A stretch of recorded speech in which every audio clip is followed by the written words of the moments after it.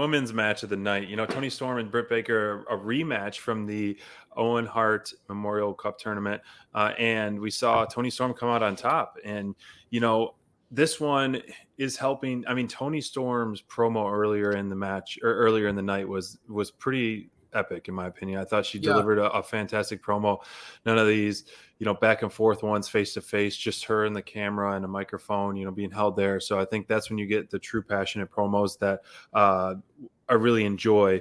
And so this match, another physical one, and near the end I was sold. I really thought DMD was knocked out with that corner turnbuckle move by Toni Storm. I was like, oh man, she's getting knocked out. She keeps pushing Toni Storm away. The ref is checking on her, but nope, she fooled us all and she tried to steal another win. But for DMD to take a clean loss like that in a convincing way from Toni Storm is pretty impressive. I mean, we're seeing Toni Storm, which we saw her last week, kind of come out and help Thunder Rosa with eyes on the prize for the gold, and we saw Thunder Rosa show up in this match as well, and we're going to see them at Forbidden Door, a title match.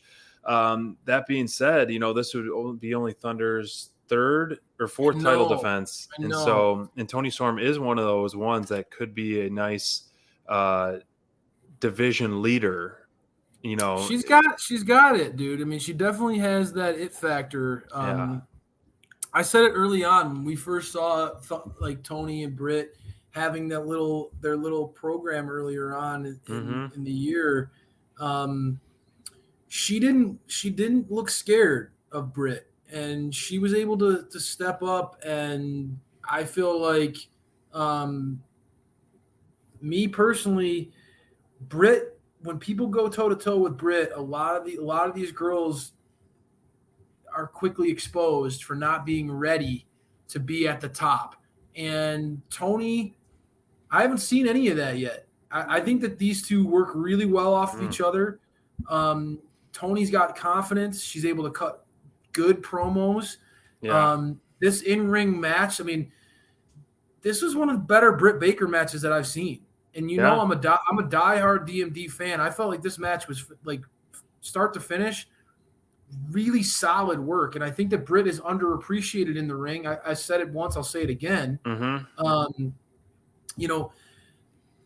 There were moments, and they're talking about it in the chat, when Toni hit that running hip attack in the corner, I was sold. Like Britt looked like she was in legit pain. Phenomenal storytelling by the DMD in this one. Her antics played really, really well, and unfortunately, she wasn't able to pull off the W for me as a fan of hers. But while I love this Toni Storm DMD dynamic, and I think that AEW has something there, SPD, I really do. Yeah. What I also liked was Thunder Rosa getting involved in this, and this harkens back to Thunder Rosa versus DMD is the foundation to the women's division. I know that there's been a lot of new faces that have come in, and rightfully so. These other stars are getting pushes, right? Like Ruby Soho, Toni Storm, Jade's getting her just due. Chris Statlander is getting her just due. There are names that are able to be elevated and have a place on this roster. But when you allow that baseline story of DMD versus Thunder to be interwoven again into this story, I think that it's money. I think that I'm a big fan of seeing that interaction take place. And again, Thunder needs the booking of Thunder has been very odd. After such a long, hard-fought battle to the top, I feel like she's almost getting forgotten when she doesn't deserve to be treated that way. She needs to be shined in a bigger light. And that's why I think, like, if they don't know how to draw on her strengths, which, let's be honest, right? Like,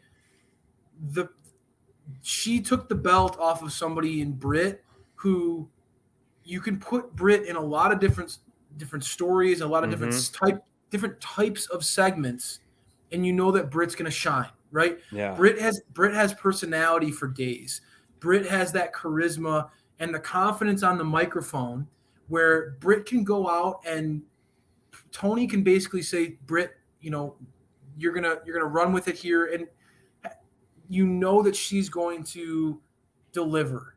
Yeah. Thunder, I think it takes because she doesn't have that over the top personality that Britt Baker has, and the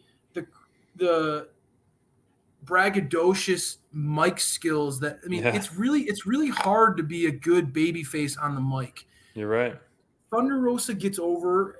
The reason why we fell in love with her is her fire, her spirit, that inner passion that she has, and that comes out most when she's in physical combat, right? So it's very weird for me, and you mentioned it, that they're not booking her in consistent matches. That Right. feels like the best way to showcase why she's your champion is get her in matches, put her out there, have her show why we love what she does, right? But I feel like if you're going to have her in other types of segments, they have to be more purposeful. They have to be more thought out, and they have to involve physicality in some ways. Thunder is as a champion has the ability to be a compelling baby face, but who is chasing her? True. Like I was so frustrated when they didn't follow up on the Serena Deeb story Yeah, because it that was like deserved much more time, in my opinion, too. Deeb has always been like a peer to Thunder Rosa and has been like her equal when it comes to in-ring competition. These two have pushed each other time and again. And it felt like one of those FTR versus Young Bucks things where it's like, build off of this story. These two have tangible chemistry together. Build off of it. I just don't see